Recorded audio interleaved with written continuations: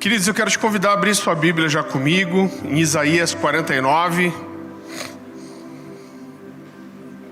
Essa não é uma mensagem nova, mas é uma mensagem, até me surpreendi quando eu vi que faz uns 2 anos e meio que eu preguei ela aqui.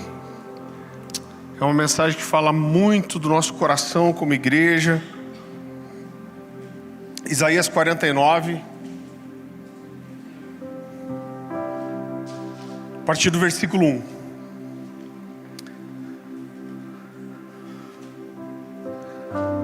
A palavra do Senhor diz assim: escutem-me vocês ilhas, ouçam vocês nações distantes. Antes de eu nascer o Senhor me chamou, desde o meu nascimento Ele fez menção do meu nome.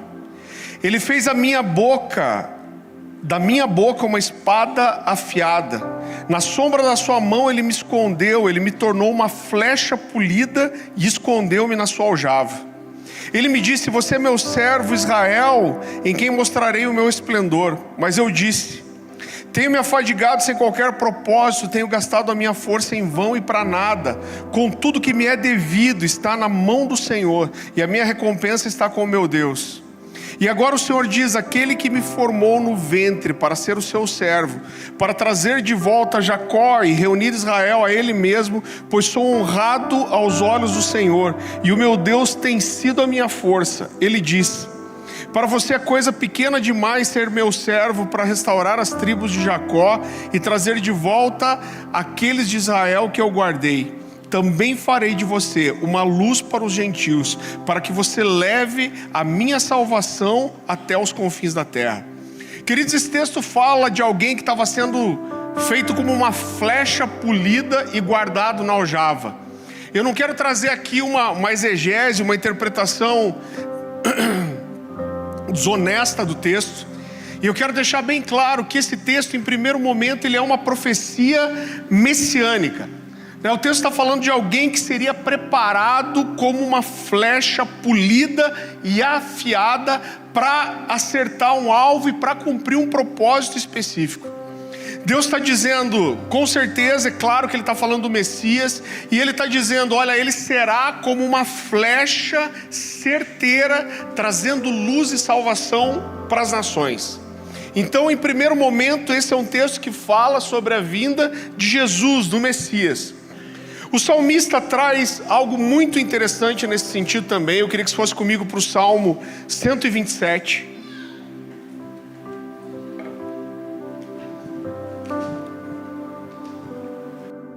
Salmo 127. A partir do versículo 4. A palavra do Senhor diz assim: como flechas nas mãos do guerreiro são os filhos nascidos na juventude. Como é feliz o homem cuja aljava está cheia deles. Não será humilhado quando enfrentar os seus inimigos em um tribunal. Querido, eu quero também ser muito honesto. Esse texto, em primeiro momento, ele está falando especificamente do contexto familiar. Então, o que o texto quer dizer é que um homem que tinha vários filhos na sua juventude, historicamente uma aljava cabia pelo menos 7 flechas, quem tinha filhos na sua juventude garantia uma velhice segura. Por quê? Porque as famílias cresciam, trabalhavam e se protegiam juntas. Então, em primeiro momento, o que esse texto está falando é o seguinte: olha, se você tiver filhos na sua juventude, quando você for velho, você não tiver como se proteger de invasores das terras, de inimigos, ou quando você tiver até uma questão na justiça, no tribunal, você não vai ficar desamparado, porque os seus filhos vão te socorrer. Então, ter filhos na juventude falava de segurança, não só da continuidade geracional, mas de preservar a família. É disso basicamente que esse texto está falando. Mas eu vejo também, querido, uma aplicação prática e profética nesse texto. Quando a gente vai entender qual era o objetivo de uma flecha para outros tipos de arma, a principal característica que diferencia uma flecha das outras é que a flecha era algo que era preparado, desenvolvido, aperfeiçoado para atingir um alvo longe. Então, se um guerreiro entrasse numa batalha, ele tivesse uma batalha corpo a corpo, ele ia usar uma faca, uma espada, ou talvez até uma lança, mas nunca uma flecha. Uma flecha era usada para atingir alvos que estavam longe. E essa ilustração, essa aplicação, a gente pode trazer tanto para os nossos filhos naturais, como também no contexto de igreja, para os nossos filhos espirituais. Um valente é alguém que atira uma flecha com força para atingir um alvo longe. E aprender, querido, a lançar não só os nossos filhos naturais, mas aqueles que caminham espiritualmente conosco, é um fundamento e um princípio que deve ser entendido, né? Eu fui estudar um pouco sobre isso, e uma das principais características das flechas é que elas eram feitas de uma forma totalmente artesanal, e não era qualquer pessoa que podia fazer uma flecha, porque a produção de uma flecha, né, o desafio de você lançar algo aqui que atinge um alvo longe, envolvia muita coisa. Então envolvia uma perícia muito grande na fabricação, porque qualquer desvio na estrutura comprometeria o curso daquela flecha para que ela atingisse o seu alvo e cumprisse o seu objetivo. E dentro da construção de uma flecha existem 3 coisas que são básicas. Então, para você pegar um pedaço de madeira, um pedaço de bambu e transformar isso numa flecha, a primeira coisa que ela precisava ser era reta. A segunda coisa que era extremamente necessário para você transformar um pedaço de madeira ou de bambu numa flecha é que precisaria haver um equilíbrio perfeito entre a haste, as penas que ficam atrás e a ponta da flecha, né? Então, uma flecha muito pesada, uma flecha com a ponta muito pesada, ela cairia próximo, ela não cumpriria seu objetivo. As penas têm um valor e um propósito muito específico, você vai entender isso durante a mensagem. E em terceiro lugar, ela precisava ter uma ponta afiada e resistente. Depois que essa flecha era feita de forma meticulosa, ela era preservada dentro de uma aljava, até chegar a hora dela ser lançada para cumprir o seu propósito. E eu gostaria de abordar cada uma dessas coisas agora. Então, em primeiro lugar, para que um pedaço de madeira, um pedaço de bambu se tornasse uma flecha, a primeira coisa que é necessário era endireitar essa madeira. Em primeiro lugar, ela precisava ser reta. Então não importa o quanto boa essa madeira fosse, o quanto resistente ela fosse, o quanto leve ela fosse, se em primeiro lugar ela não fosse reta. E aqui a gente começa a trazer um paralelo para a nossa vida. E deixa eu te falar algo. Irmão, eu não estou desprezando a profecia, eu não estou desprezando o que Deus falou já com você, e o que Ele levantou profetas para te dizerem. Mas a grande verdade é que não importa as qualificações que você tenha, os dons que você tem, a habilidade que você tem, as palavras proféticas que você tenha, o potencial que você tem, se em primeiro lugar você não for reto. A primeira coisa para que você cumpra seu chamado, e você cumpra um propósito, é que você precisa ser reto. Você não precisa abrir, mas quando a gente vai para as cartas de Paulo, para Timóteo e para Tito, ele gasta a maior parte do tempo das suas cartas ensinando Timóteo e Tito sobre 2 coisas: sobre como guardar a palavra de Deus e sobre como guardar a igreja de Jesus. Mas nesse processo de proteger e guardar a igreja, Paulo ensina muito Timóteo sobre como estabelecer liderança. Então eu quero fazer um parênteses aqui, eu não vou me aprofundar nisso, mas de uma forma muito rápida. Quando a gente olha para o Antigo Testamento, a gente vê algumas funções ministeriais que eram estabelecidas com unção com óleo. Eu já falei isso aqui. Então reis, sacerdotes, profetas, eles eram estabelecidos no seu ministério recebendo uma unção com óleo. Agora, essas três figuras do rei, do sacerdote, do profeta e do ungido se cumprem todas em Jesus. Por isso que depois no Novo Testamento ninguém mais, nenhum ministro, nenhum líder é chamado de ungido do Senhor a não ser o próprio Jesus. A palavra Ramachia, Yeshua é o Ramachia, ou o Messias, como foi traduzido na Septuaginta, ou Cristo, tudo isso significa o ungido. Então todas essas figuras se cumprem em Jesus.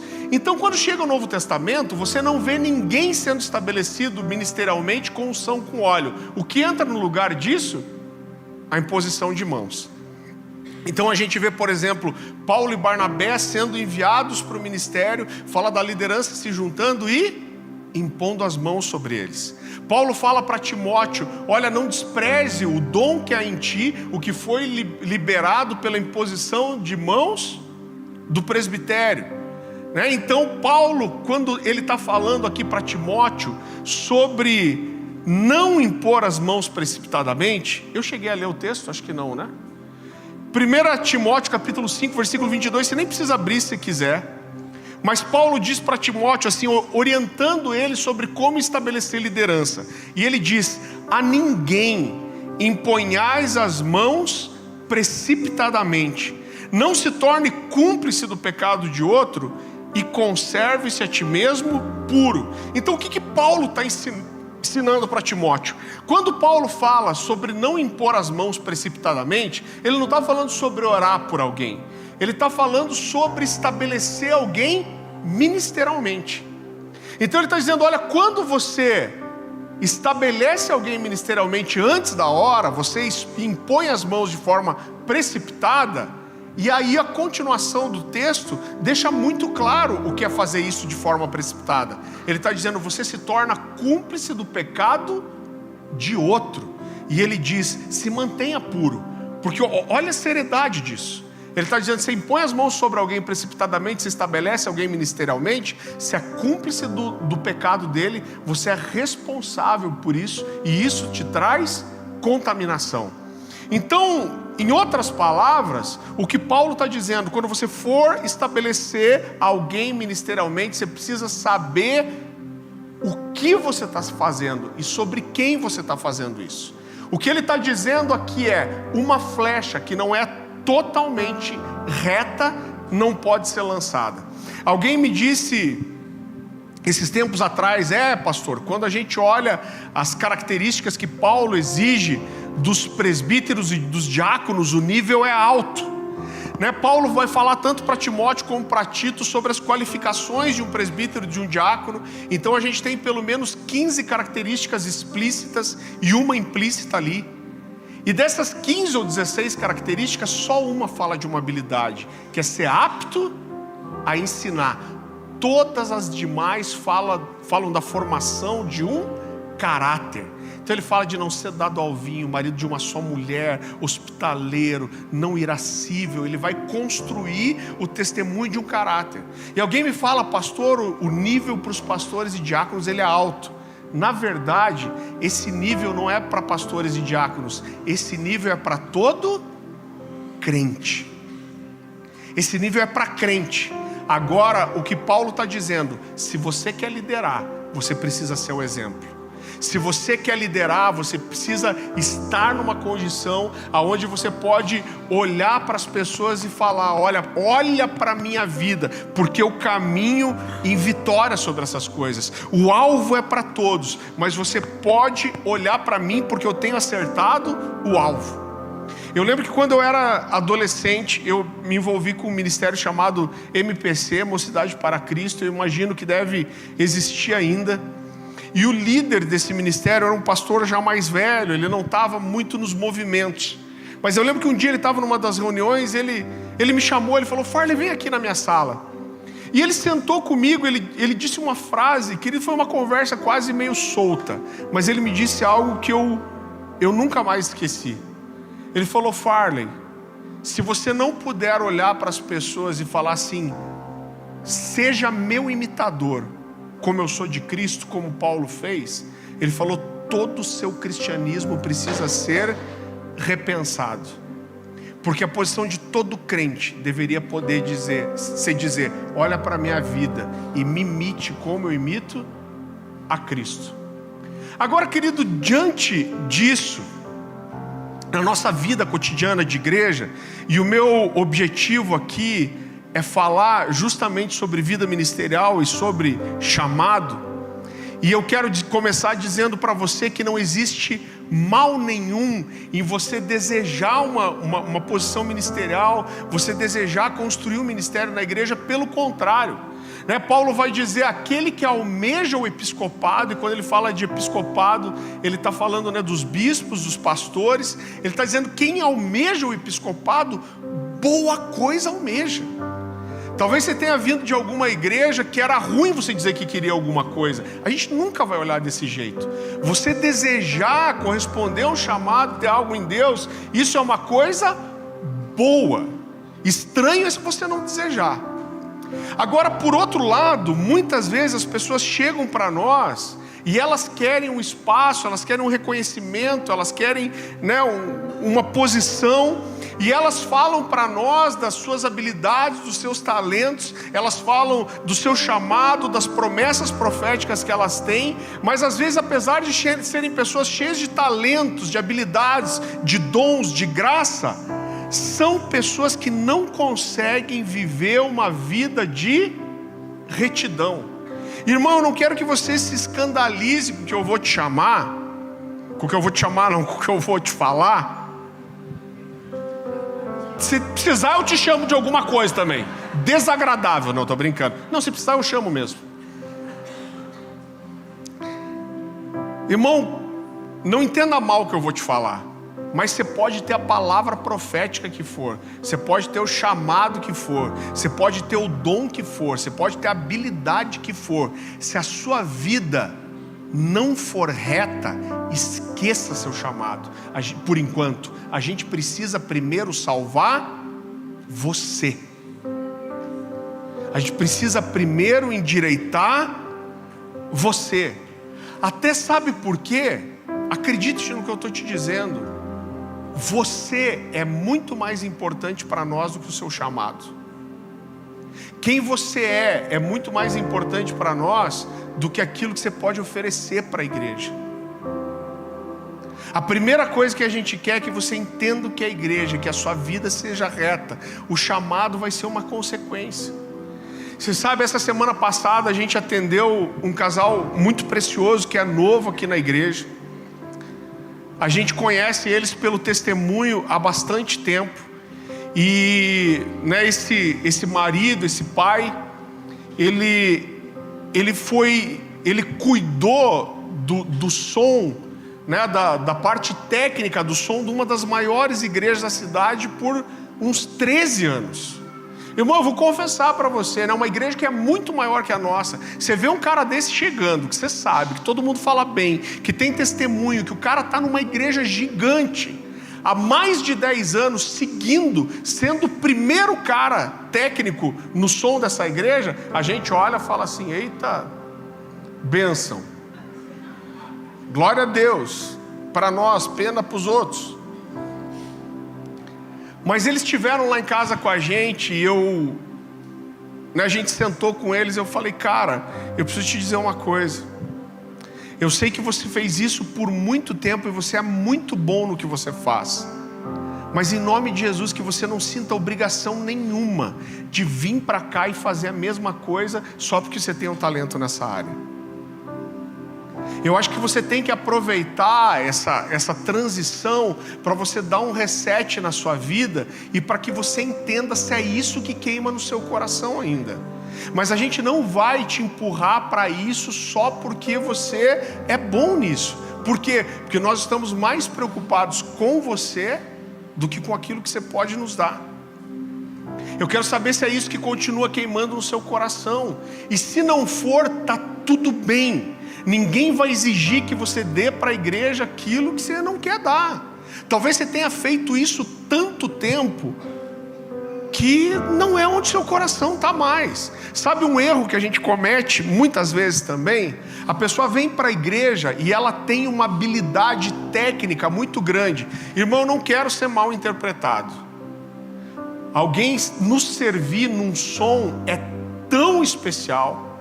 Eu sei a habilidade que o Luiz tem ali, né? Eu falo, cara, só de entrar na igreja eu já sei se é o Luiz fazendo som ou não. Isso é tão precioso, abençoa toda a igreja. E é claro que existe uma porção ministerial sobre isso. Agora, muitas vezes a gente pega pessoas que têm um talento, uma habilidade tão grande, e a gente, por uma necessidade da igreja, a gente restringe elas a isso, que a gente não dá espaço para que essas pessoas desenvolvam outras habilidades que são mais ministeriais.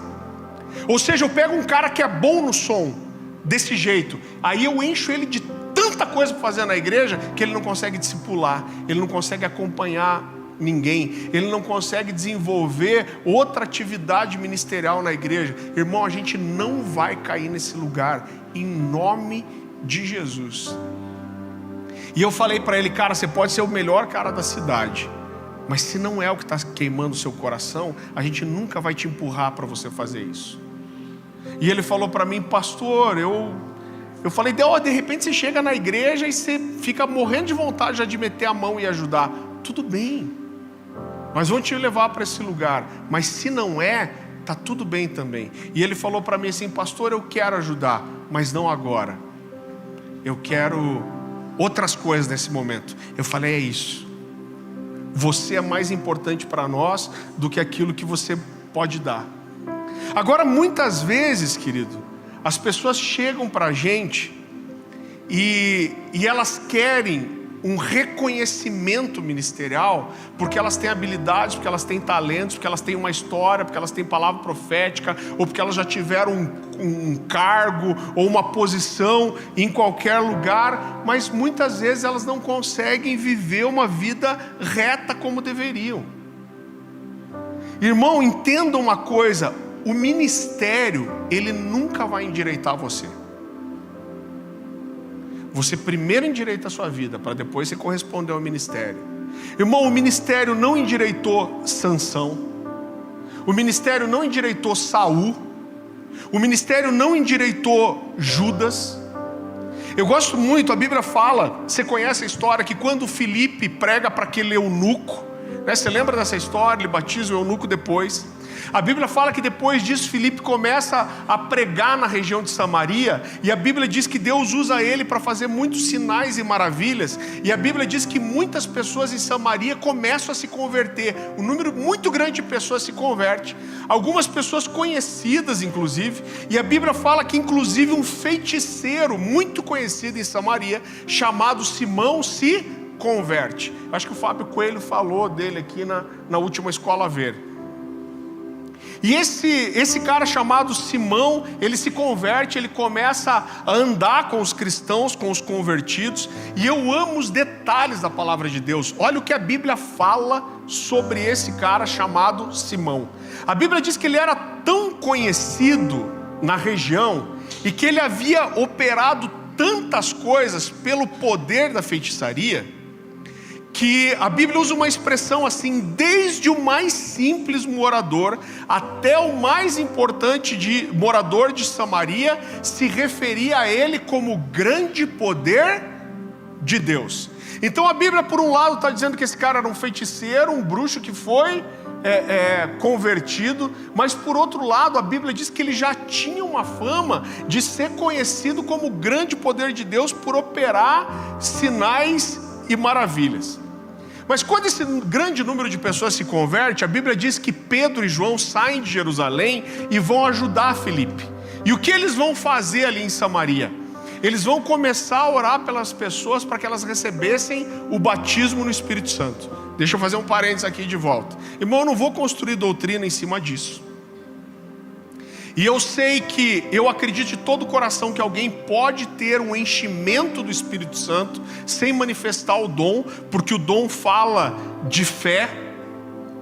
Então as pessoas dizem, não, a evidência do batismo no Espírito Santo não é só o falar em línguas, mas são, né, os frutos do Espírito.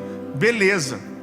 Agora, você não vai encontrar uma vez na Bíblia, nenhuma, pode revirar, a Bíblia falando que as pessoas foram batizadas no Espírito Santo e que não houve a evidência de línguas.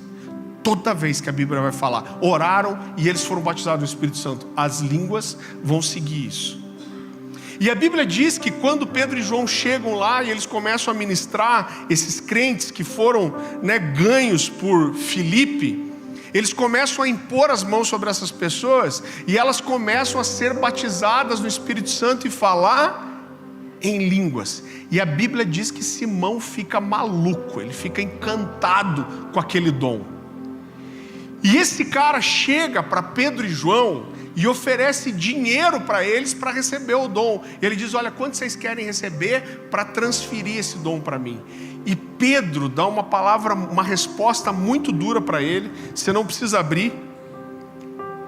Atos capítulo 8, versículo 20, diz assim: Pedro respondeu: pereça com você o seu dinheiro. Você pensa que pode comprar o dom de Deus com dinheiro? Você não tem parte nem direito algum nesse ministério. Olha o que ele diz depois: porque o seu coração não é reto diante de Deus. Então, em primeiro lugar, você precisa ser reto, e o ministério não vai endireitar você. Querido, quando uma flecha torta é lançada, duas coisas acontecem. Ela fere quem não deveria, porque uma flecha torta, ela desvia o curso e ela pode machucar alguém que não seria seu alvo, ou ela se despedaça no percurso, porque uma flecha torta, ela vibra a ponto dela se despedaçar. Queridos, a gente trabalha com grupos pequenos, com culto nas casas, aqui a gente acredita muito nisso.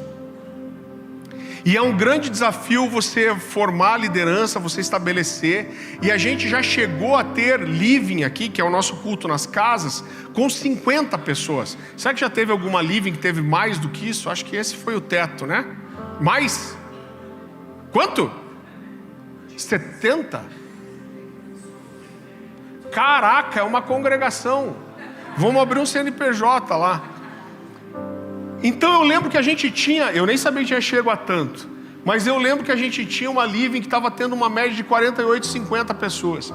E um dia um casal chegou para mim e falou assim: pastor, está muito ruim a nossa living. Irmão, eu tive que concordar com ele. Por quê? Porque você ter um grupo em casa com 50 pessoas é ruim? Eu vou dizer para você, é muito. Por quê?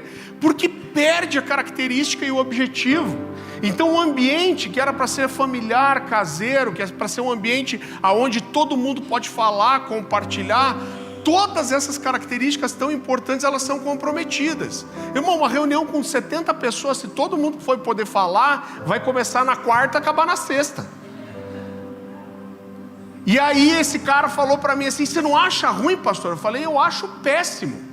Então, pastor, então tem que multiplicar logo. Tem que multiplicar logo. Eu falei: cara, eu acho horrível uma living com 50 pessoas. Só não é pior do que levantar um líder antes da hora. Porque quando eu levanto um líder antes da hora, esse cara fere quem não deveria ferir, e ele se despedaça no caminho. Irmão, o estrago de você estabelecer uma liderança antes da hora, sabe, esse modelo de multiplicação desesperado, que você tem prazo para multiplicar, que tem que multiplicar, que tem que multiplicar, que tem que multiplicar, ele faz crescer, ele junta pessoas, mas ele arrebenta um monte de gente no caminho. E é esse o resultado. Por isso que existe uma estatística que a gente tem hoje em torno de um desviado para cada crente dentro da igreja que a gente tem. Por quê? Porque a coisa é feita de forma errada, desenfreada, né? Então nós não vamos lançar flechas antes da hora, nós não vamos lançar flechas tortas. Primeiro você precisa ser crente de verdade. Agora, qual é o caminho para que a gente não imponha as mãos de forma precipitada? Irmão, existe um caminho só, que é o discipulado. quer, e o discipulado que a gente acredita é andar junto com as pessoas. A gente está alinhando isso. Eu sei que as pessoas vieram de lugares diferentes e as pessoas entendem discipulado de formas diferentes. Eu sei que na cabeça de uns, eu estou numa living e tem um líder da living. Então eu sou discipulado por esse líder. Não necessariamente. Você pode estar na living e você não tem um acompanhamento próximo de alguém que está andando com você, estando semanalmente com você. Então isso ainda não é um discipulado. É claro que a gente quer chegar nisso, mas, irmão, no espaço de menos de 3 anos a gente pulou de 45 para 450 pessoas. É impossível você estruturar discipulado para todo esse tanto de gente de uma só vez, mas a gente está caminhando para isso. Agora, o discipulado, ele revela quem são as pessoas. Sabe por quê? Porque você ser crente dentro da igreja é fácil. Você está dentro da igreja, você mostra teu talento, você mostra a sua habilidade, você mostra que você canta bem. No meu caso, você mostra que você canta mal.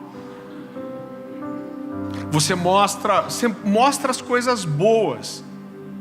Mas quando a gente caminha junto, tanto as coisas boas como as coisas ruins vão ser evidenciadas. Quando nós andamos com as pessoas, nós descobrimos quem essa pessoa é e não só quais são os seus dons. Então eu sei que tem muita igreja que o cara chega e ele tem um dom, ele tem um talento, irmão, ele já vai trabalhar. Agora que isso não vai acontecer, por quê? Porque antes de saber o talento que você tem para servir a igreja, a gente quer saber quem você é. A gente quer saber o quanto você é comprometido com os mandamentos, com os princípios. A gente quer saber como está seu casamento. A gente quer saber como está a sua relação com os seus filhos. A gente quer saber como são suas finanças. A gente quer saber qual é o seu testemunho entre aqueles que não são crentes. E para isso a gente precisa andar junto. Você não precisa abrir também. Hoje a gente está aqui nem em missa. É só eu que leio os textos, você só ouve.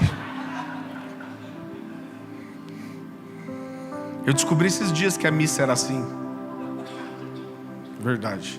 Por que alguém perguntou por que o católico não leva a Bíblia, né? Daí o padre estava falando, porque a gente lê, você não precisa ler, a gente lê. Falei, hoje nós estamos assim.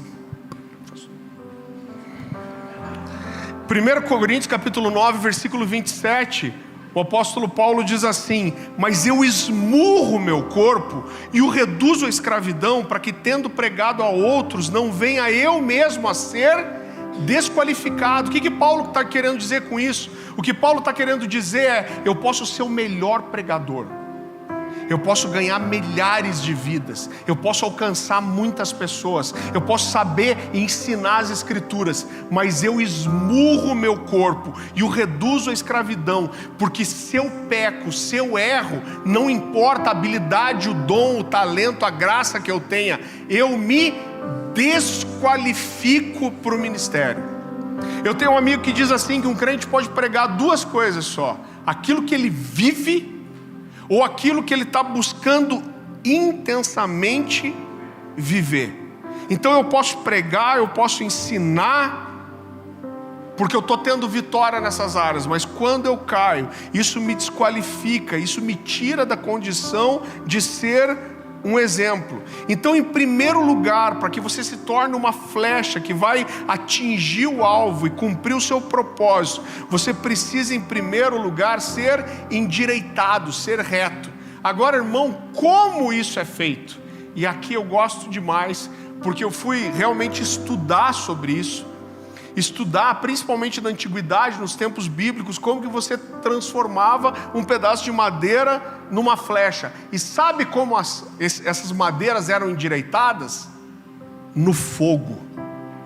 Então olha só, para você pegar um pedaço de madeira, de bambu, e você transformar isso numa flecha, a primeira coisa era pegar uma faca e arrancar os nós.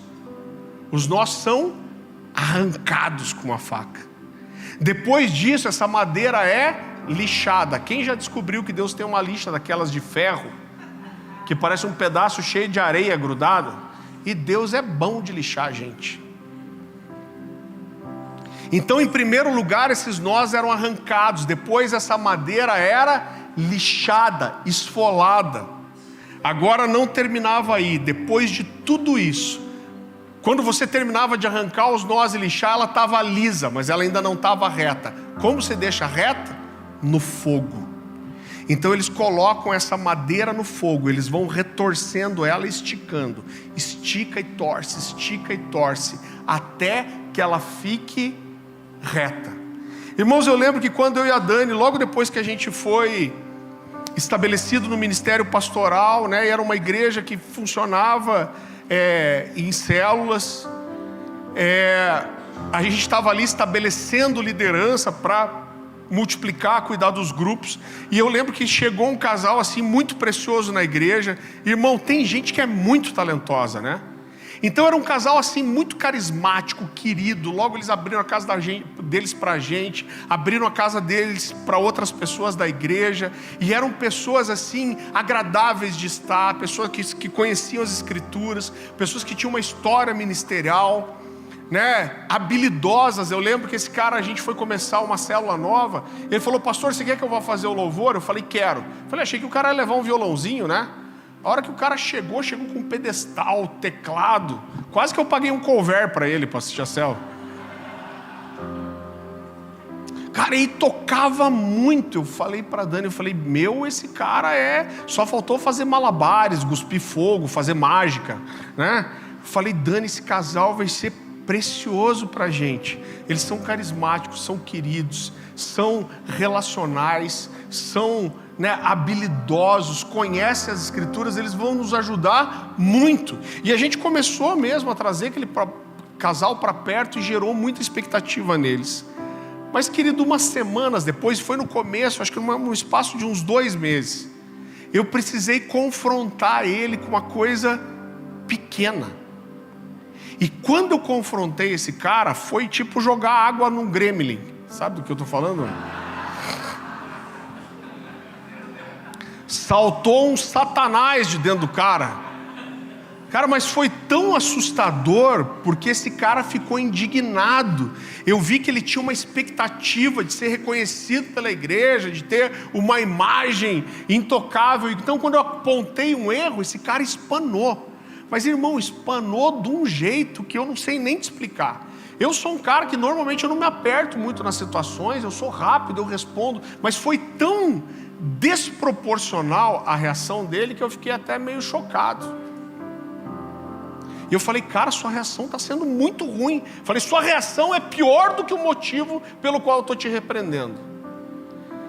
E foi muito ruim. E eu lembro que eu cheguei pro pastor Luciano, eu falei: pastor, achei que era a única vez na igreja que tinha acontecido isso.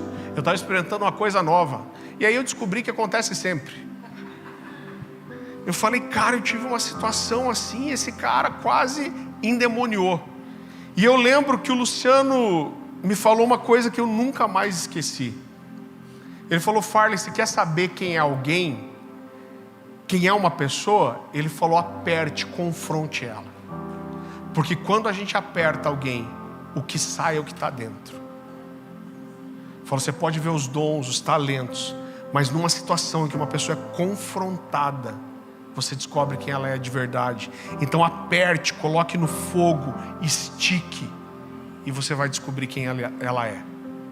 Em segundo lugar, o que um pedaço de madeira precisa para se tornar uma flecha afiada, polida, que vai cumprir o alvo, é que ela precisa ter um equilíbrio perfeito entre a haste, as penas que ficam atrás e a ponta, né? E aqui a gente começa a entrar numa parte mais técnica. Eu amei porque eu vi um engenheiro falando sobre a parte, né, técnica e a física envolvida para desenvolver uma flecha.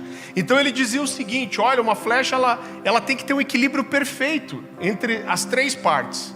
Se ela tiver uma ponta que seja um pouco pesada demais, ela vai cair muito rápido. Você não vai conseguir acertar um alvo. Ele diz: olha, ela, além de ser reta, ele explicou como isso funciona. Eu achei muito interessante. Ele falou: olha, quando você vai retesar um arco e você atira essa flecha, A ponta precisa ser a parte mais pesada. Por quê? Porque quando essa flecha é lançada, a ponta mais pesada, ela faz uma força de puxar o resto da flecha. E ele falou, e aqui está a importância da pena. Porque a pena, ela oferece resistência para o vento. E quando você tem uma força puxando para frente e outra resistindo ao vento, isso faz com que a haste seja esticada. E ele disse, é isso que faz a flecha permanecer reta. Então eu lembro que ele usou um exemplo, ele falou, é a mesma coisa que você pegar um barbante, enrola esse barbante nas duas mãos e estica. Quase saiu voando uma parte do microfone.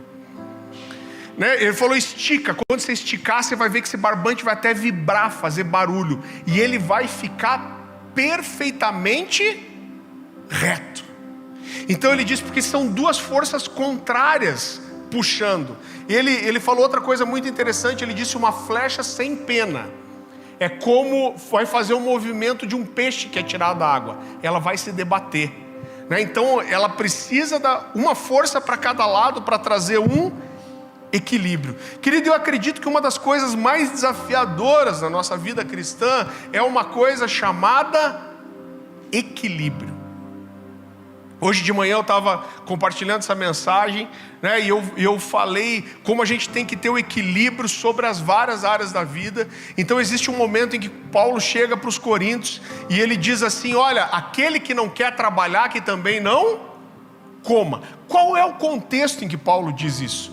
Quando Jesus ressuscita, e a Bíblia diz que os discípulos vêm, eles subiam aos céus até serem cobertos pelas nuvens. A Bíblia diz que anjos aparecem e falam, olha, da mesma forma que ele subiu, ele vai voltar. Então nos primeiros anos ali, depois da ascensão de Jesus, existia uma expectativa ardente de que a qualquer momento o céu ia se rasgar e Jesus ia voltar. E a consequência disso é que algumas pessoas começaram a dizer, para que eu vou trabalhar? Para que eu vou constituir família? Para que eu vou construir qualquer coisa? Porque Jesus já vai voltar. E essas pessoas não queriam trabalhar. E aí Paulo chega para eles e fala, vocês não querem trabalhar? Então beleza, então também não coma. Paulo não estava dizendo para essas pessoas abrirem mão da expectativa de Jesus voltar, de viver com o coração queimando. Pelo contrário, até hoje, parte do nosso papel é preparar cada geração para queimar pela volta de Jesus, para ter uma expectativa ardente sobre isso. Nós preparando cada geração para isso. É assim que quando Jesus finalmente retornar, essa geração vai estar preparada. Então não é contra isso que Paulo está falando, mas o que Paulo está falando é de um equilíbrio. Ele está dizendo, continua queimando pela volta de Jesus, mas se você não quer trabalhar, também não coma. Ele está falando sobre um equilíbrio da vida espiritual e a vida natural. E querido, esse é um dos maiores desafios da nossa vida cristã. O equilíbrio entre ministério e família. Eu já vi gente que até o Ângelo e a Carol Basso fizeram uma série agora de estudos falando sobre a idolatria da família, foram muito criticados, mas eu vejo pessoas que deixam o entendimento do seu propósito de vida ministerial por ter um exagero às vezes, querido, familiar. Inclusive o servir, o amar a casa de Deus, está aqui, é o que prepara nossos filhos também. Agora, eu já vi muita gente arrebentar a família por priorizar o ministério. Quantos filhos de pastores a gente já atendeu com o coração arrebentado, dilacerado, e diziam assim, meu pai tinha tempo para todo mundo, menos para mim. Então é necessário um equilíbrio entre o ministério e a família, um equilíbrio entre os dons, os talentos e a experiência. Tem gente que tem muito dom, querido, mas não é experimentado. A gente vai falar sobre isso depois. O equilíbrio entre a ousadia e a prudência é o ser simples como a pomba, mas ser astuto como a serpente. É o equilíbrio entre a espiritualidade e a vida natural, o equilíbrio entre a fé e a sabedoria. E todo esse equilíbrio vem com uma coisa chamada maturidade. Eu quero que você vá comigo para Hebreus capítulo 5.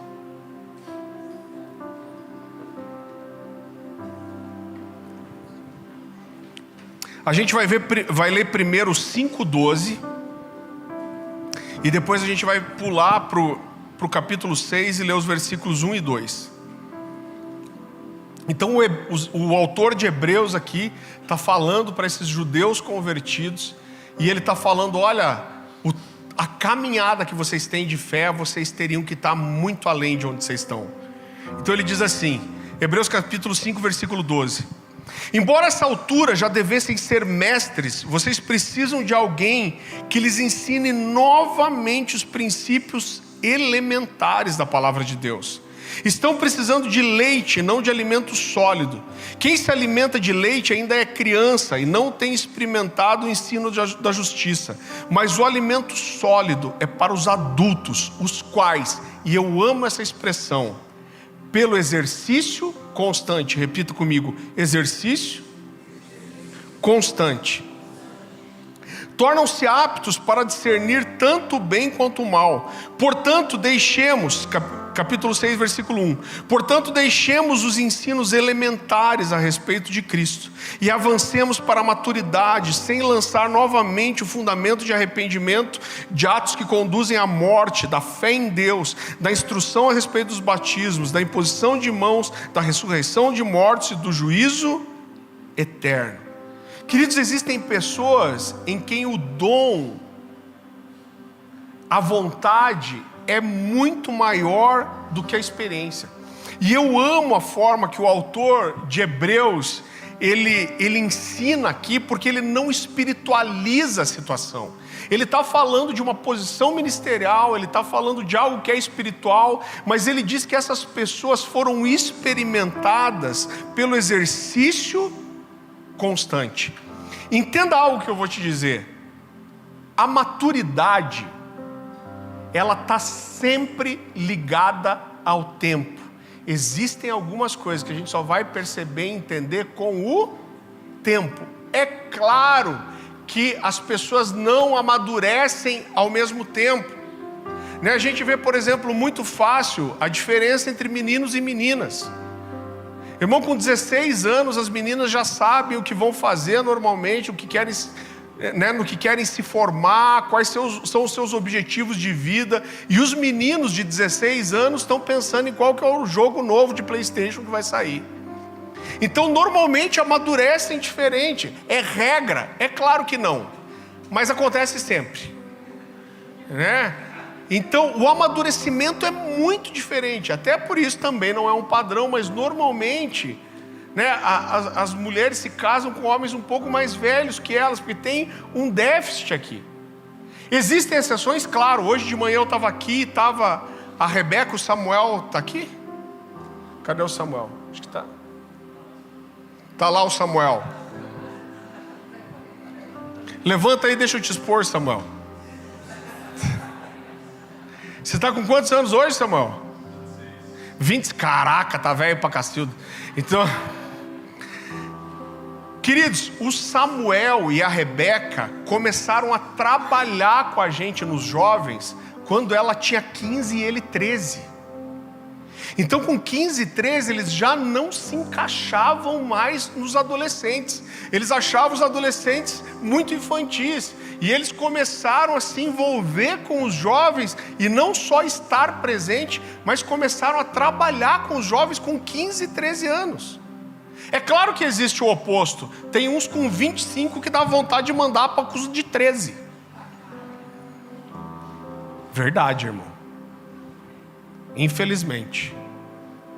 Então as pessoas não amadurecem ao mesmo tempo. Agora a maturidade sempre vai envolver o tempo e o trabalho. E essa experimentação, o ser amadurecido enquanto faz, é muito importante. Eu não falo isso com orgulho, mas eu nunca fui de estudar muito. Eu estudo as coisas que eu gosto. Mas na escola, irmão, só a graça de Deus.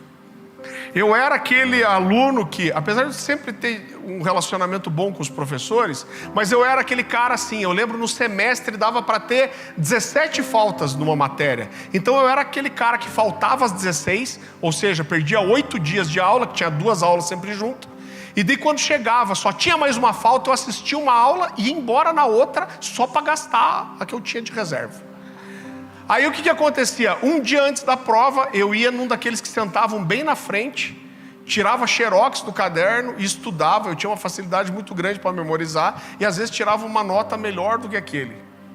Mas tinham pessoas que sempre, e mesmo assim eu ganhei bolsa para estudar 2 vezes. Só a graça de Deus mesmo. Agora, quando eu fui fazer faculdade, e... Dani está me criticando? Hã? Misericórdia. Eu estou falando porque meus filhos não estão aqui. Estão ouvindo? Ah, é mesmo. É brincadeira, filho.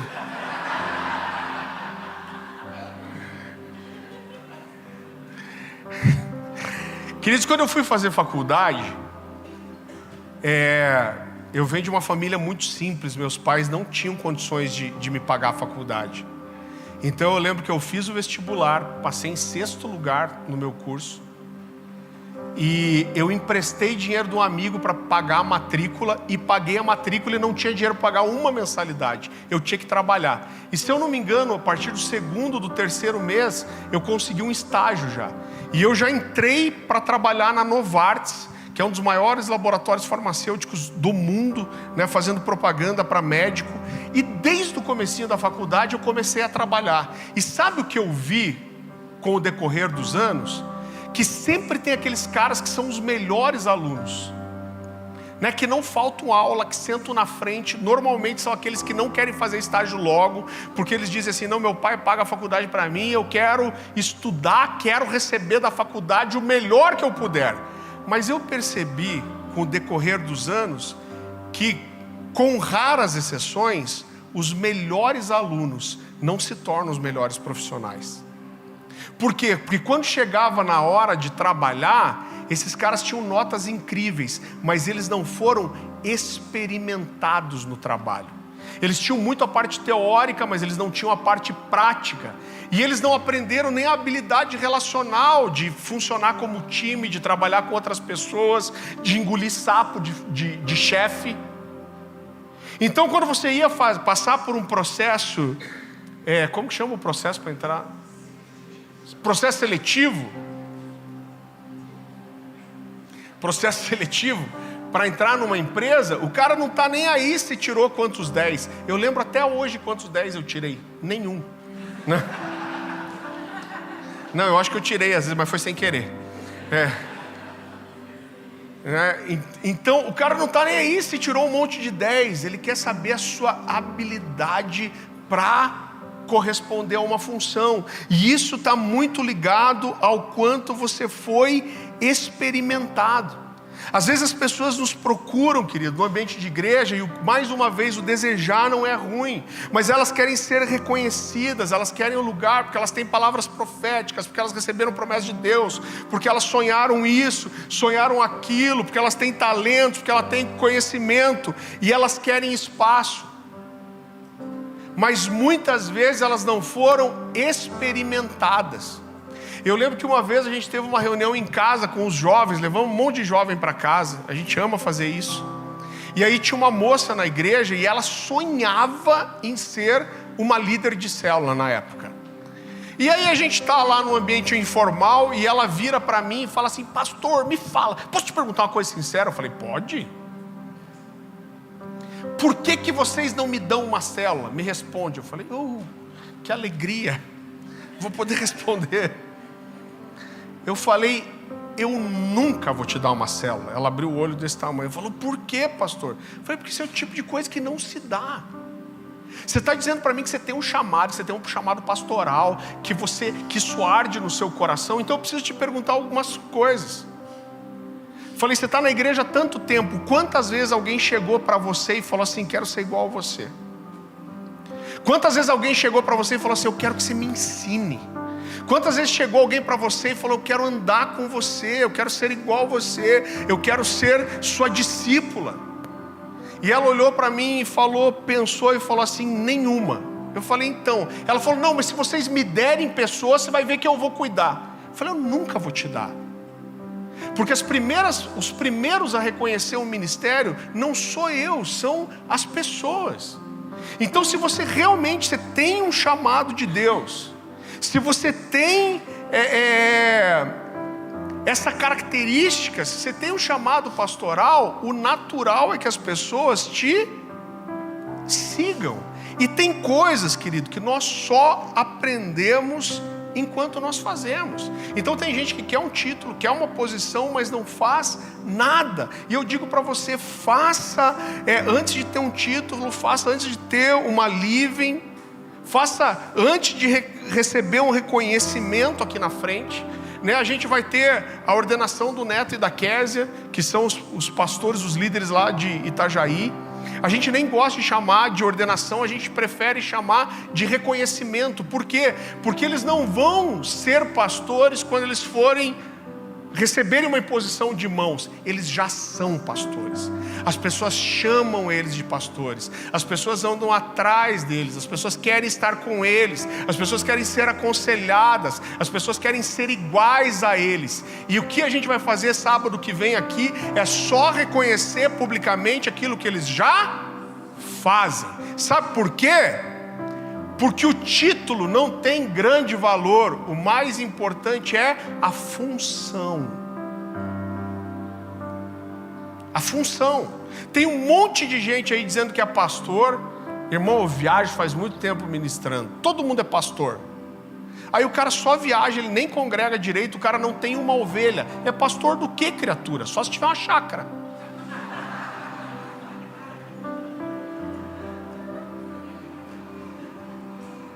Então não é um título, você tá me entendendo? Isso é uma função.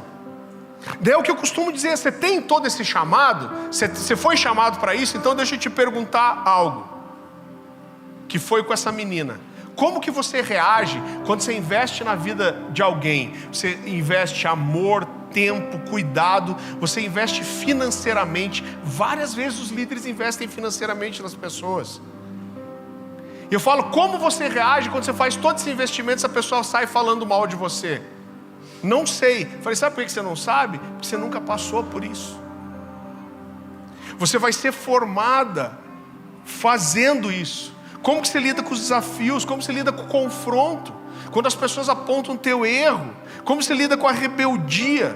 Você precisa crescer com as experiências e amadurecer nisso. Quando a gente olha para o apóstolo Paulo, ele firmava o seu ministério em duas coisas só.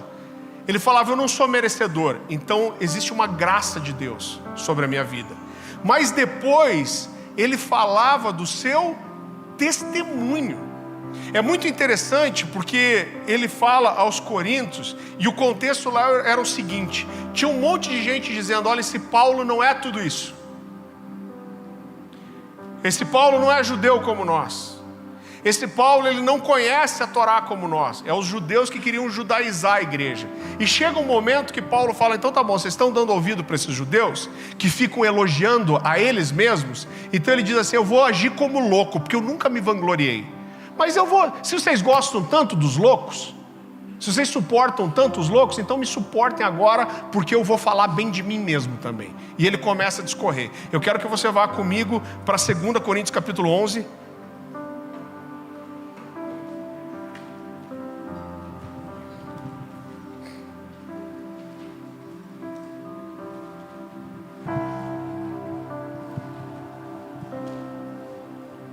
Segundo Coríntios capítulo 11, a partir do versículo 16, ele começa dizendo assim, faço questão de repetir, ninguém me considere insensato, mas se vocês assim me considerarem, recebam-me como receberiam um insensato, a fim de que eu me orgulhe um pouco. Paulo está sendo irônico aqui, o que ele está querendo dizer é o seguinte, vocês estão gostando tanto desses judeus que gostam de falar bem deles mesmos? Então se vocês suportam tão bem isso, as pessoas que falam bem delas mesmas, ele fala assim, então tá tudo bem, então me aguenta eu falando bem de mim mesmo. E ele continua, ao ostentar esse orgulho não estou falando segundo o Senhor, mas como insensato.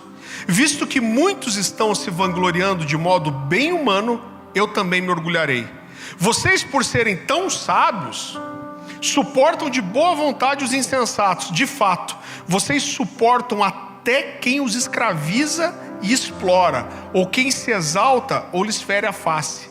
Na minha vergonha admito que fomos fracos demais para isso. Naquilo em que todos os outros se atreveram a gloriar-se, falo como insensato, eu também me atrevo. E ele diz, agora eu vou começar a falar de mim mesmo. E olha o que ele fala. São eles hebreus? Eu também. São israelitas? Eu também. São descendentes de Abraão?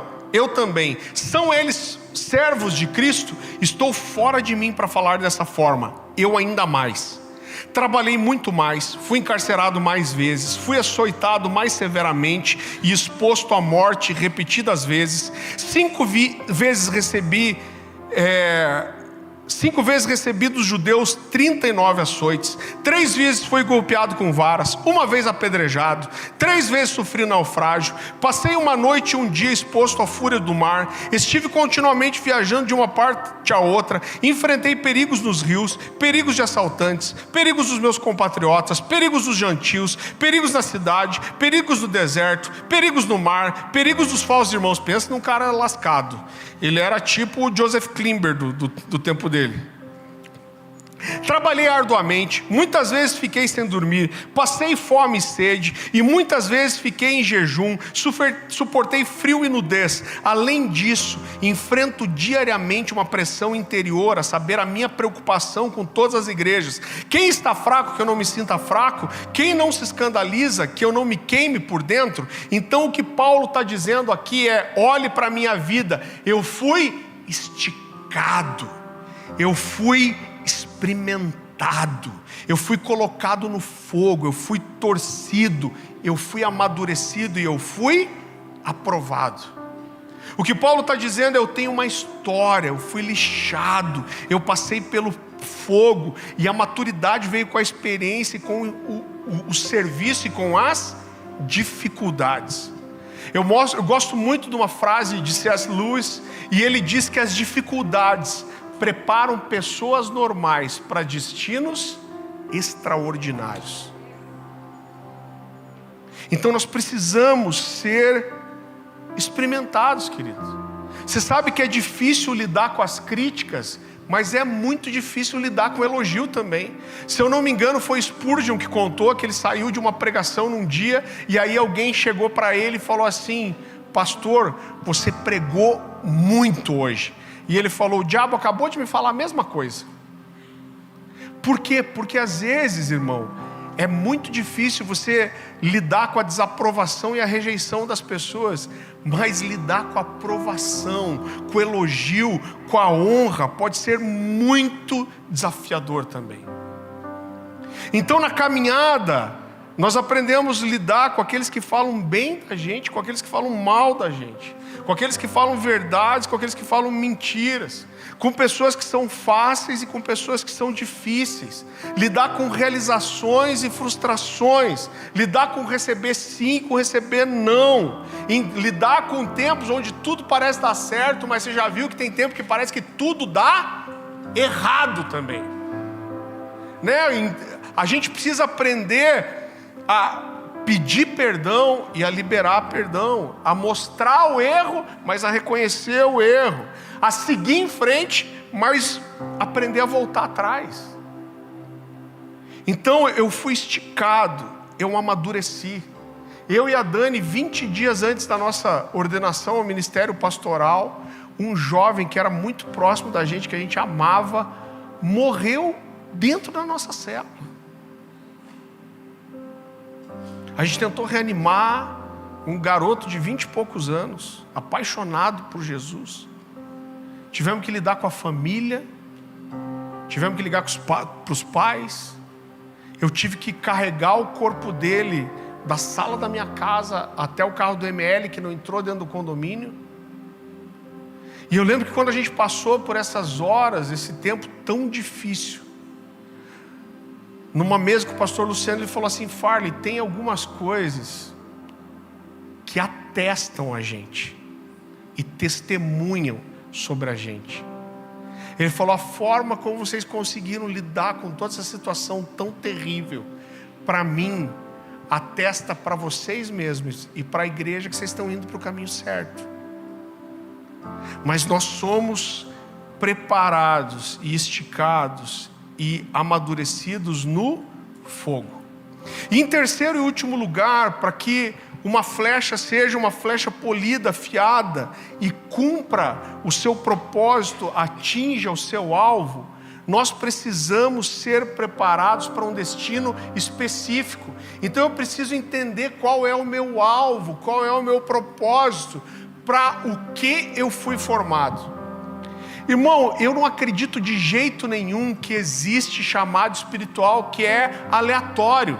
É claro que todo mundo foi chamado para servir, todo mundo foi chamado para amar as pessoas, todo mundo foi chamado para conhecer as Escrituras, né? Eu entendo que existe um nível básico na igreja, que você está aqui, você tem um chamado. Qual que é a coisa mais básica que você pode fazer? É você entrar num discipulado e você começar a discipular alguém. Esse é o mais elementar. Esse ambiente da casa é onde, inclusive, as suas qualificações, as suas habilidades, as suas qualificações espirituais podem aparecer. É ali que as pessoas vão reconhecer que você tem uma graça para aconselhamento, que você reconhece as Escrituras, que você tem um dom de profecia, que você tem dons de curar. É esse ambiente básico. Agora, eu não sou louco de achar que tudo é restrito ao ambiente da igreja. O que eu quero dizer com isso? Muitas vezes você cai num lugar e parece que a única possibilidade que você tem de desenvolver um ministério e cumprir um chamado é se tornar um líder de célula, um líder de living. Irmão, em primeiro lugar, eu não acredito de coração que todo mundo precisa ser líder de living, ou, para quem está chegando, um líder de célula. O que eu acredito é que todo mundo precisa chegar num mínimo de discipular outras pessoas. Porque a comissão do ir de fazer discípulos é para todos. Então receber discipulado e dar para alguém aquilo que eu recebi, isso é para todos. Farley, você acha que todos precisam ser líderes? Não. Eu acredito que o nosso papel como pastores e como igreja é inclusive reconhecer o ministério das pessoas e empurrar elas para isso. E dentro disso, irmão, eu tenho um compromisso. Isso está gravado, vai estar lá no YouTube. Eu sei que nessa comissão que Deus nos deu, eu vou preparar muitas pessoas, e elas vão entender o chamado delas, e elas vão entender que para elas corresponder ao seu chamado, elas têm que ir para outro lugar, e glória a Deus por isso, porque a gente nunca vai ser bom em tudo. Eu tenho plena consciência que Deus vai trazer pessoas aqui para serem preparadas, edificadas, curadas, e para a gente lançar essas pessoas para outro lugar, e está tudo bem. Eu entendo que tem pessoas que vão chegar aqui, elas vão ter características ministeriais tão específicas, que isso vai mostrar que em algum momento elas vão ter que ir para outro lugar, e está tudo bem. Isso é reino, isso é reino de Deus. Nós preparamos para o Senhor. E o meu papel aqui, aí a gente volta lá para o começo. Todo pastor, todo líder de ministério, no meu coração, precisa ser um arqueiro. Quando meus filhos nasceram, eu fiz uma oração para o Senhor. Eu falei: Deus, irmão, eu não quero menosprezar profissão nenhuma. Eu estudei, fiz faculdade. Mas eu falei: Deus, o Senhor está me dando esses filhos. O Senhor faça deles o que o Senhor quiser. Eu nunca vou forçar eles para o ministério. Eu falei: mas nada vai realizar o meu coração mais, qualquer profissão, do que ver eles corresponderem ao chamado. Eu falei: eles estão chegando agora, mas eu já estou pronto para lançar eles para outro país, para outra nação, para outro continente, para que eles cumpram o seu chamado. Eles vão ser flechas nas minhas mãos. Então, quando a gente não tem uma visão apostólica, você quer sempre trazer para dentro. Meu coração está pronto, e eu tenho plena convicção que muitos vão chegar aqui para uma estação. Irmão, muita gente vai vir e vai ficar. Agora, quer saber um negócio que eu sonho? Eu sonho em ver o chamado pastoral das pessoas e enviar essas pessoas para estarem à frente de igreja. Eu estava numa mesa, eu cheguei de manhã, hoje viajei a noite toda, estava em Araçatuba, e eu estava falando que a gente está com 13 igrejas já, e alguém me perguntou assim: com quais cidades você sonha? Eu falei: eu não sonho com cidade nenhuma, eu sonho com pessoas. Eu olho para alguém e eu falo: esse cara tem um chamado pastoral. e eu começo a sonhar em lançar essa flecha para que ela cumpra o seu objetivo e acerte seu alvo. Aí essa flecha me diz, eu sonho com Florianópolis. Aí eu começo a sonhar com Florianópolis. Não por causa de Florianópolis, mas por causa dele. Os valentes atiram flechas para longe. É claro que muita gente vai ficar aqui, mas eu não estou preso a isso. Sabe, querido, a impressão que eu tenho, eu não vou gastar tempo com isso, eu já falei, mas que muitos pastores, eles terminam a sua carreira sem entender quem eles são, sem entender a sua identidade em Deus. E por isso eles estão buscando sempre o resultado, que é um balizador comum para tudo. O que é? Irmão, a gente tem que ir nesses cafés de pastores pela unidade. Mas na maioria das vezes, o ambiente, eu vou ser sincero com você, que é uma feira de vaidade. Eles fazem mesas para você sentar, a pergunta é sempre a mesma. Aonde que é a sua igreja? Quantos membros você tem? Você que construiu o seu prédio? Eu tenho, assim, para usar uma palavra suave, um ódio.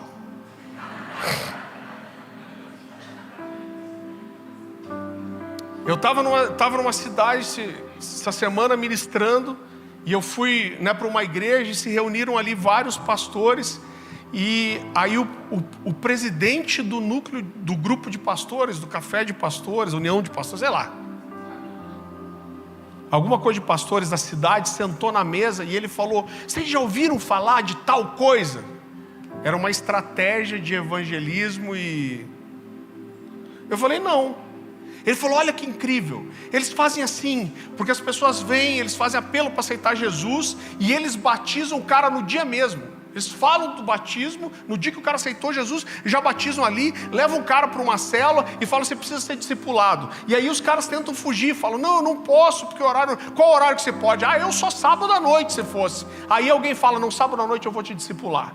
E eles chegaram a um número, os caras têm uma estatística para isso, que a estatística diz que o número de pessoas que se convertem na igreja é mais ou menos 22% que ficam para ser membros, e eles cresceram isso para 45% com essa estratégia, e estão bombando, a igreja está crescendo.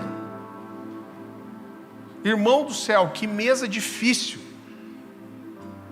Sabe que tem uma roupagem nisso, de nós queremos expandir o evangelho.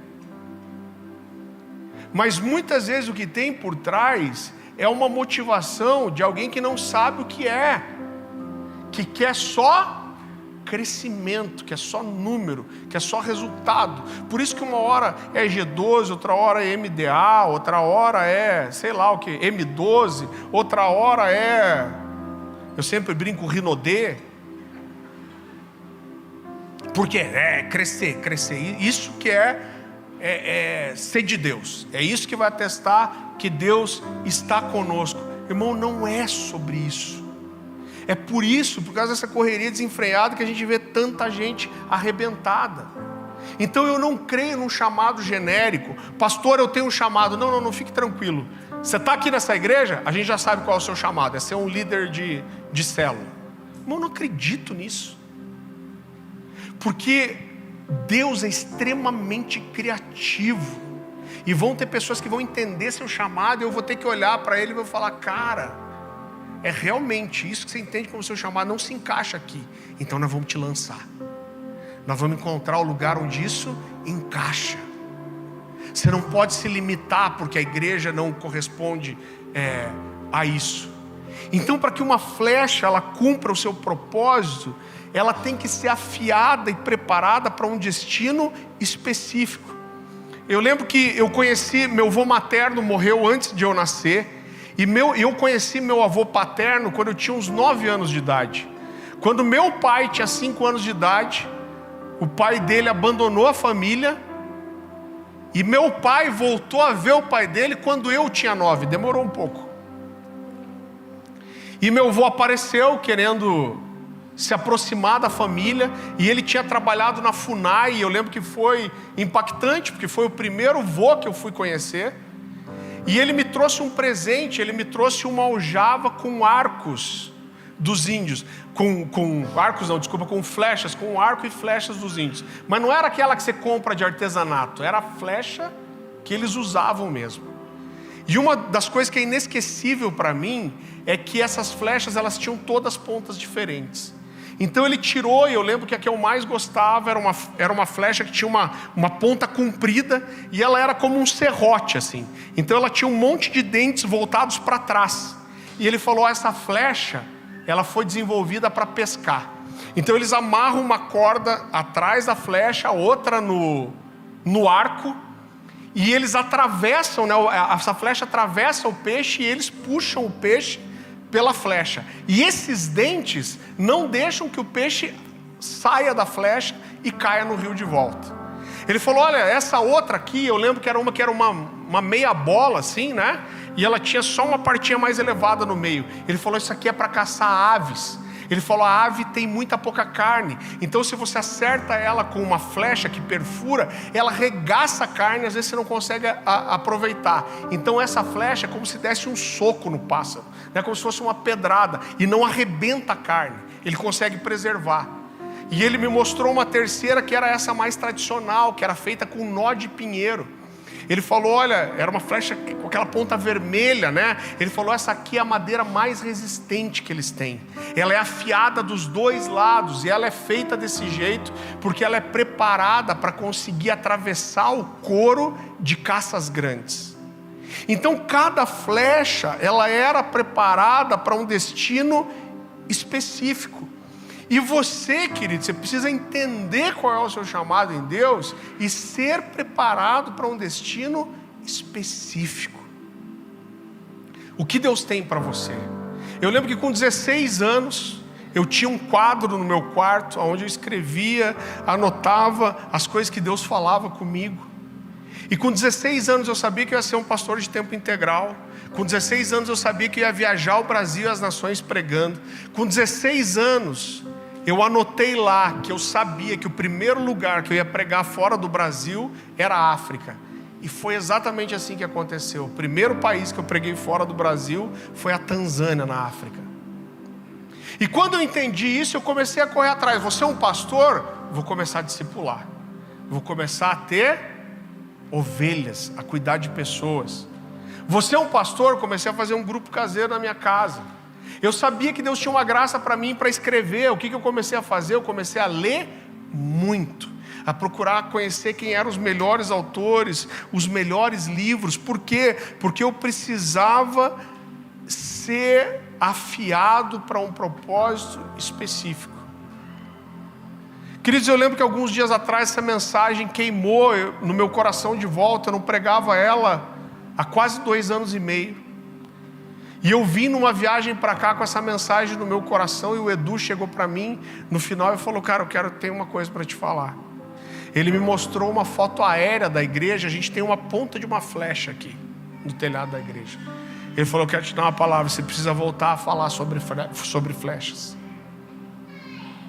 E o que eu entendo é que existe uma estação, um movimento espiritual nesse momento, para despertamento de chamado. Eu não acredito que eu estou trazendo só informação aqui, mas são estações. A impressão que eu tenho é como se vários de vocês estivessem sendo preparados, e aí Deus me fala: é a hora das pessoas voltarem a corresponder seu chamado. É hora de pessoas novas começarem a aparecer na casa. É hora de pessoas lembrarem do seu chamado, das suas promessas. E pessoas que estão frustradas, machucadas, feridas, voltem a acreditar e dar uma resposta em relação àquilo que Deus tem para elas. Queridos, quando Deus me deu essa palavra, como flechas, foi no final de um ano, e foi logo que começou a nossa transição da antiga igreja. Eu não tinha ideia que isso aqui era a primeira semente que Deus colocava no meu coração para um processo de transição. Eu lembro que eu falei para a Dani, eu falei: eu estou liberando algo para a igreja, mas em primeiro lugar isso é para nós dois. Eu achava que isso falava do propósito, o processo de eu estar mais no ministério itinerante, mas eram outros planos que Deus tinha. E Deus começou a me falar: você tem que responder algumas coisas, você precisa orar mais, você precisa jejuar mais, você precisa ler mais as Escrituras. É como se Deus dissesse: olha, aquilo que você tem até agora estava bom, mas para o que eu tenho para você daqui para frente, isso não é o suficiente mais. Em um primeiro momento eu fiquei muito empolgado com aquilo, mas irmão, eu comecei a ficar com temor em relação a isso. E eu falei: Deus, eu virei o ano tudo empolgado em orar mais, em ler mais, em corresponder o que o Senhor tem para mim. Eu falei: Deus, mas o Senhor conhece as minhas limitações. O Senhor sabe que hoje eu estou muito empolgado e amanhã eu já não estou tanto. O Senhor conhece as minhas instabilidades. O Senhor conhece as tendências que eu tenho de me acostumar ou me acomodar em algumas coisas. Eu falei: Deus, eu estou com medo. E se o Senhor está pedindo tudo isso para mim, eu encher meu coração de expectativa e eu não consegui orar como deveria, eu não consegui ler como deveria, eu não consegui jejuar como deveria. Eu falei: vai acabar o ano, eu vou estar frustrado, eu não vou ter conseguido atingir esse objetivo. E em vez de tudo isso que Deus me falou provocar meu coração, estava me deixando com medo. E eu fui para Deus um dia, eu falei: Deus, o Senhor conhece todas as minhas falhas, Deus. O Senhor sabe o jeito que eu sou. Eu falei: Deus, eu não vou dar conta e eu vou me frustrar. E Deus falou comigo, querido, de um jeito que não é sempre que Ele fala. E Deus me falou uma coisa que eu nunca mais vou esquecer. Deus me falou assim: ó, eu sou um Deus insistente. E eu estou disposto a insistir com você. Eu estou disposto a insistir com você mesmo com as suas falhas. Eu estou disposto a insistir com você mesmo com as suas limitações. Eu estou disposto a insistir com você mesmo com as suas falhas. E o Senhor começou a me lembrar de algumas coisas. O Senhor começou a me lembrar: olha, eu insisti com Moisés, mesmo depois de ele ficar 40 anos escondido no deserto. Eu insisti com Gideão, mesmo depois dele dizer várias vezes: eu não consigo. Eu insisti com Davi, mesmo depois dele ter caído em um adultério. Eu insisti com Pedro, mesmo depois de ele me negar 3 vezes. Eu insisti com Paulo, mesmo depois de ele perseguir a igreja e resistir várias vezes aos aguilhões. E Deus me falou: eu sou um Deus insistente, e eu vou insistir com você para levar você para aquilo que eu tenho. Eu não sei qual é a história, o que te trouxe aqui, mas talvez você está aqui, querido, e você chegou aqui dizendo: Deus, eu só quero um lugar para congregar e eu não quero me envolver, eu não quero mais trabalhar. Sabe por quê? Porque você foi frustrado, porque se você se feriu, e você fala: Deus, eu não quero mais isso. Talvez você tenha sido julgado, talvez você investiu, deu tanto para as pessoas e você foi perseguido, você foi mal falado, ou talvez você errou tanto que você fala: Deus, eu não quero mais fazer porque eu só erro. Mas eu acredito tanto no ambiente profético, e o Senhor dizendo: eu vou insistir com você. Não esquece do que eu te chamei para fazer. Se eu não me engano, é Apocalipse 12 ou Apocalipse 14, está na Bíblia, que a palavra do Senhor diz assim: bem-aventurados são os santos, porque as suas obras os seguem. Irmão, essa vida é tão pequena. Em setembro agora eu vou fazer 48 anos. Eu estou quase 5, estou velho pra cacilda, apesar de parecer assim tão garotão.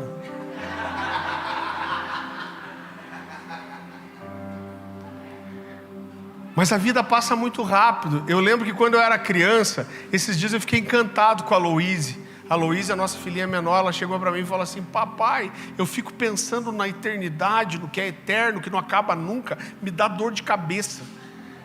E eu fiquei tão encantado, porque era exatamente a mesma sensação que eu tinha.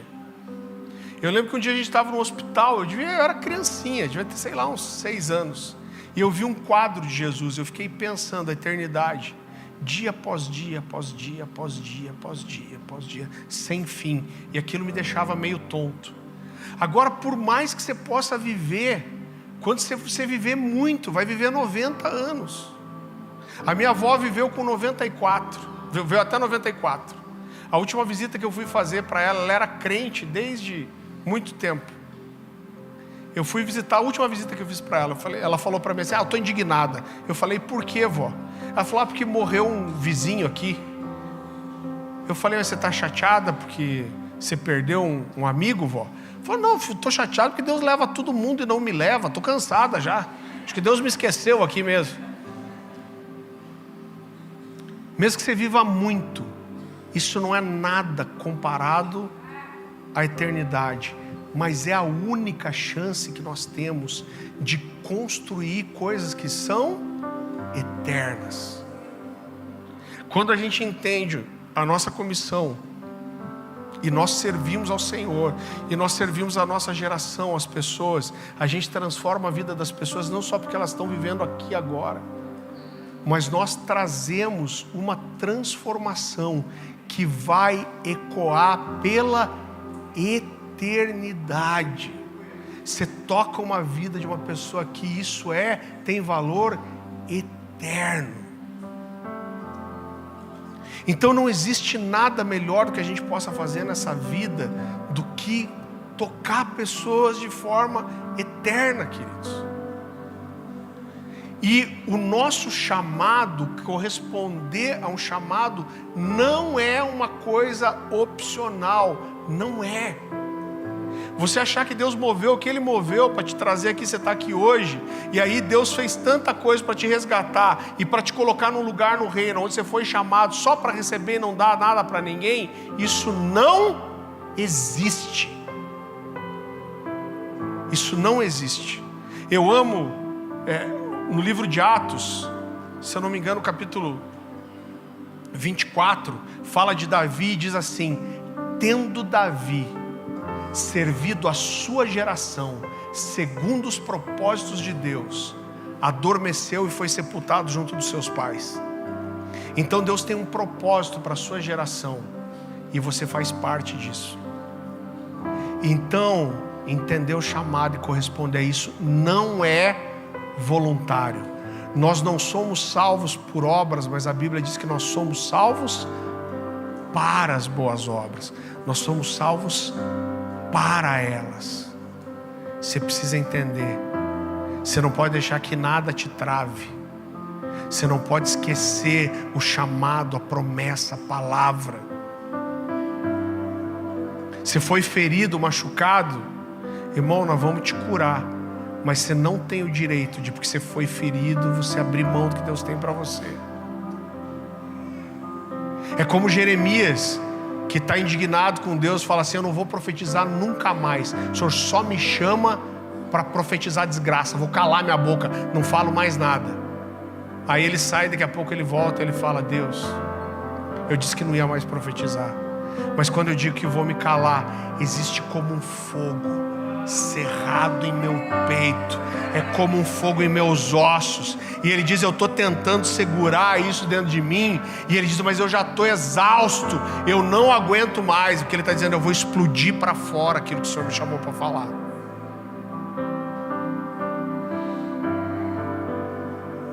Você não vai ficar aqui dentro esquentando o banco. Nós vamos incomodar a sua vida, nós vamos te provocar, nós vamos te incomodar, nós vamos falar a verdade para você, para que você transborde aquilo que Jesus te chamou para fazer. Abaixa tua cabeça, fecha teus olhos.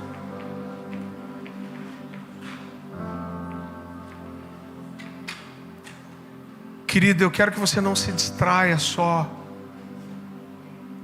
Eu não sei sua história, eu não prego essa mensagem toda hora. Eu sei que existe um ambiente profético aqui. E talvez essa mensagem está ardendo no seu coração agora, e você está falando: Jesus, me ajuda a não me esconder mais. Jesus, me ajuda a ter coragem. Jesus, me ajuda a curar toda essa dor, essa frustração no meu coração, que me fez dizer um dia: nunca mais. Nunca mais eu quero me envolver, nunca mais eu quero trabalhar.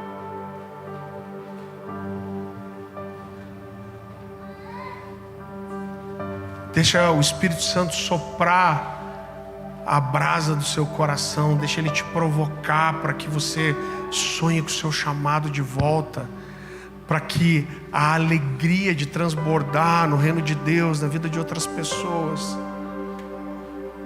para que isso volte, para aquela alegria de gerar expectativa por como o Senhor vai fazer na sua vida, em você e através de você, para que essa alegria volte. Espírito Santo de Deus, Espírito Santo de Deus, se essa mensagem fala com você e nessa noite você quer falar para o Senhor: Deus, me ajuda, eu não posso dizer não, eu quero corresponder ao meu chamado, eu quero dizer sim para aquilo que o Senhor tem para mim, eu quero ter coragem, eu quero ter alegria, eu quero ter unção de volta, eu quero ter autoridade de volta, eu quero ter paixão de volta. Se esse é o seu coração, eu quero que você saia do seu lugar, eu quero que você venha aqui para frente, porque eu não quero que você vá embora sem a gente poder te tocar, te abraçar, orar com você.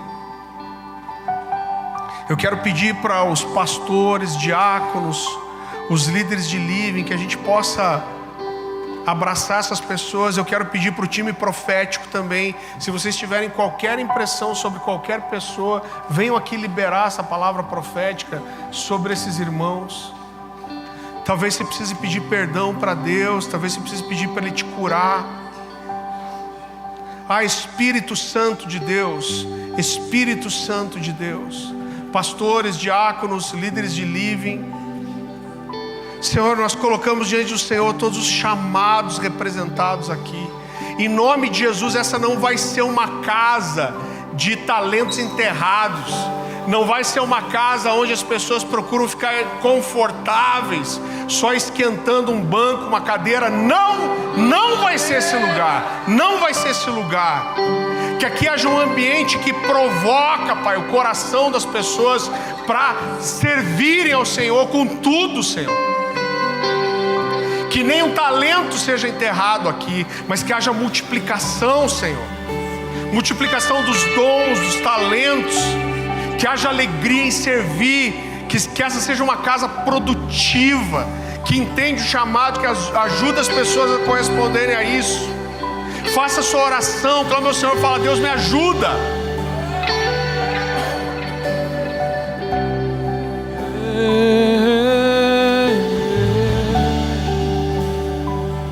Eu prossigo para o alvo, pelo prêmio da soberana vocação de Deus.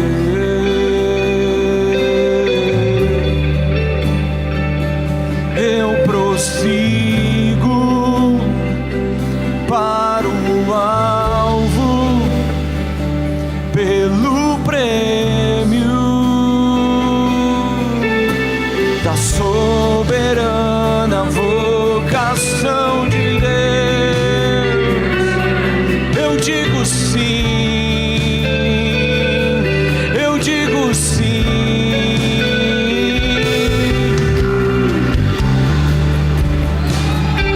Conte comigo, conte comigo,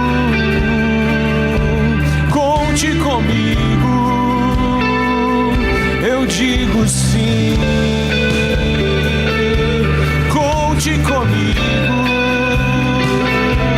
conte comigo, conte comigo. Eu digo sim.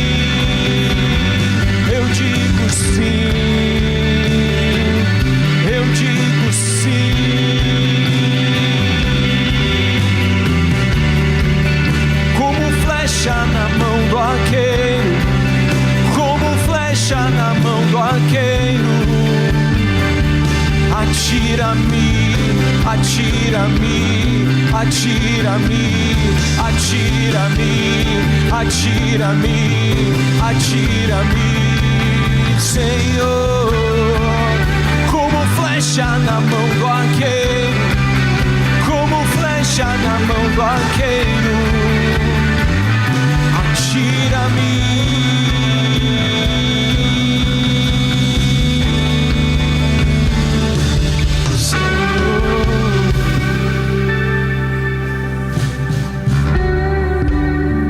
Flecha na mão daquele,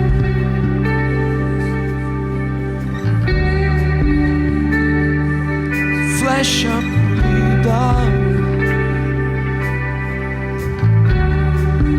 como flecha na mão daquele, atira-me.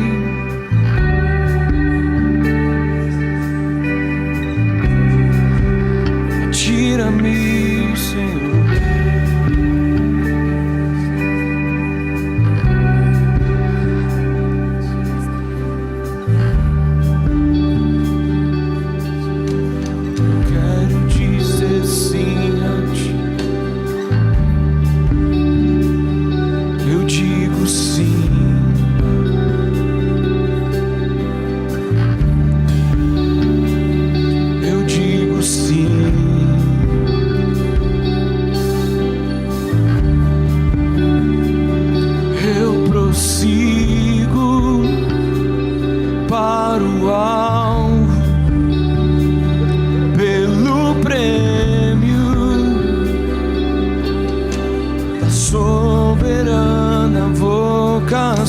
De Deus,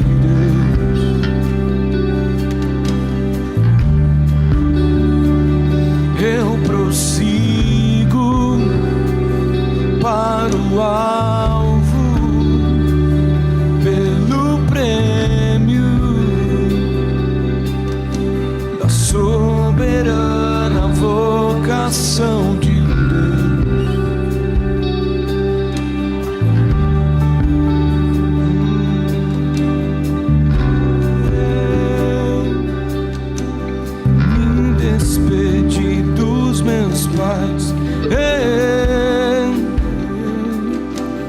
Queimei minhas carroças e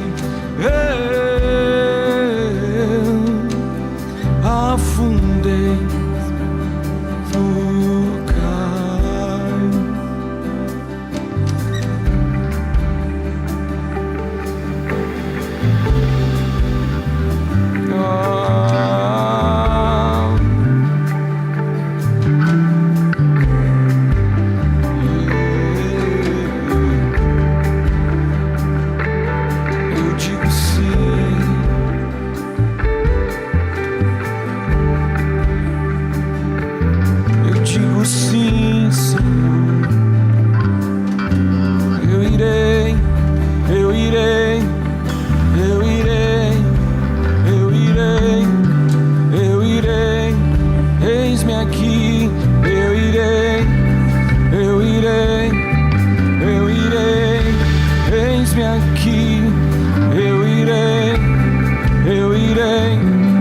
Eu irei, eis-me aqui, Senhor.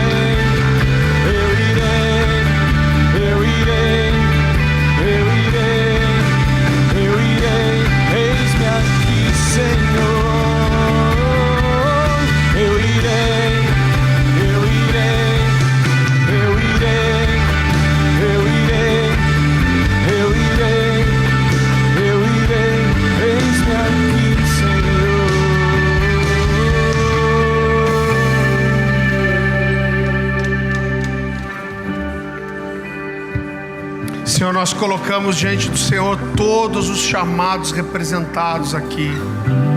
Que seja um tempo, Senhor, de ativação, de renovo, de clareza sobre o chamado.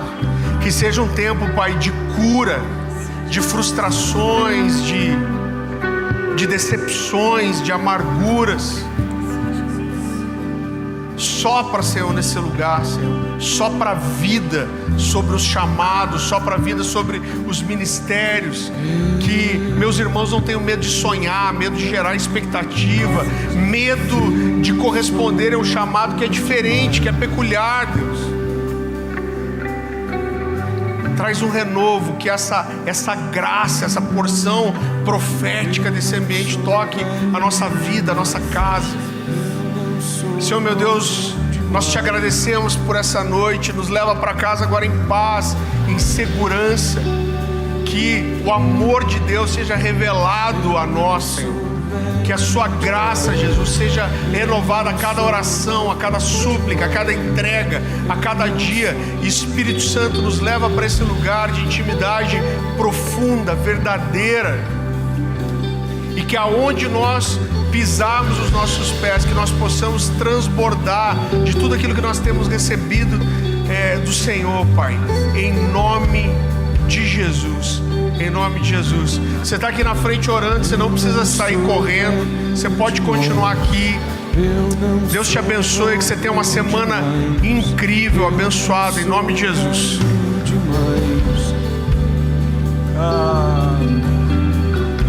Eu não sou velho demais, eu não sou novo demais, eu não sou velho demais, eu não sou novo demais, eu não sou velho demais, eu não sou novo demais.